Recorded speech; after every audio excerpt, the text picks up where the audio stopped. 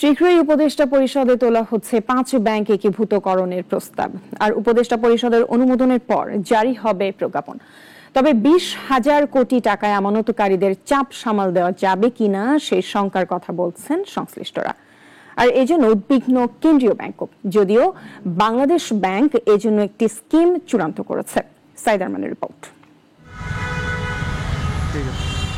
এক করা হবে মার্জারের বিবেচনায় থাকা 5 ব্যাংকের সম্পদ, দায় ও জনবল। এরপর তা অধিগ্রহণ করবে প্রস্তাবিত ইউনাইটেড ইসলামী ব্যাংক। তার আগে অবশ্য ইউনাইটেড ইসলামী ব্যাংক নামে একটি সরকারি ব্যাংকের অনুমোদন দেওয়া হবে। মার্জারের বিবেচনায় থাকা কোন ব্যাংকে কারা প্রশাসক হিসেবে যোগ দিবেন তা অনেকটাই চূড়ান্ত, যদিও তার আদেশে এখনো সই করেননি গভর্নর। প্রশাসকরা যোগ দিলে আর সরকারের প্রতিশ্রুতির 20,000 কোটি টাকা যোগান দেওয়া শুরু হলে আমানতকারীরা হুমড়ি খেয়ে পড়বেন বলে শঙ্কার কথা বলা হচ্ছে। ব্যাংকিং ব্যবসায়ী পরিচালিত হয় বিশ্বাস এবং আস্থার উপর ভিত্তি করে। ব্যাংকার্স কাস্টমার রিলেশনশিপ, এবং রিলেশনশিপের বেসই হচ্ছে ফেথ। আমি যদি আপনার উপর ডিপেন্ড করতে না পারি, আপনাকে আমি 1 টাকাও দিব না। সে অ্যামাউন্ট 1 টাকা হোক, 1 কোটি হোক, আমি আপনাকে দিব না, কারণ আপনার উপর আমার আস্থা নেই।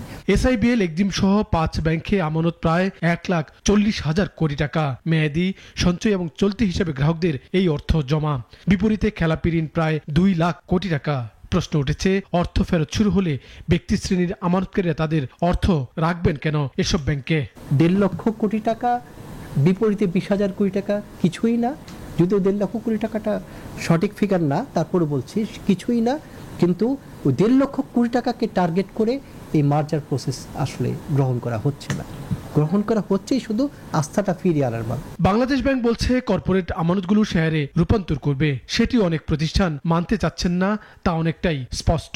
যদিও আতঙ্ক রাস্তা ধরে রাখতে বর্তমান নামের সঙ্গে ব্যাংকের সাইনবোর্ডে থাকবে নতুন নাম। তবে মার্জারের পুরো প্রক্রিয়া আটকে দিতে আদালতে যেতে পারে স্বার্থ সংশ্লিষ্ট কোনো পক্ষ। বাংলাদেশ ব্যাংক বলছে এসব ব্যাংকের বিপুল পরিমাণ খেলাপি ঋণ ফেরত আনতে সম্পদ ব্যবস্থাপনা কোম্পানির কাছে যাবে। তবে এখনো সম্পদ ব্যবস্থাপনা কোম্পানি গঠনে কোনো আইন প্রণয়ন হয়নি। ফলে ব্যাংকগুলো নিজ উদ্যোগে ঋণ ফেরতের চেষ্টা করে যাচ্ছে। সাইদ আরমান, নাগরিক, ঢাকা।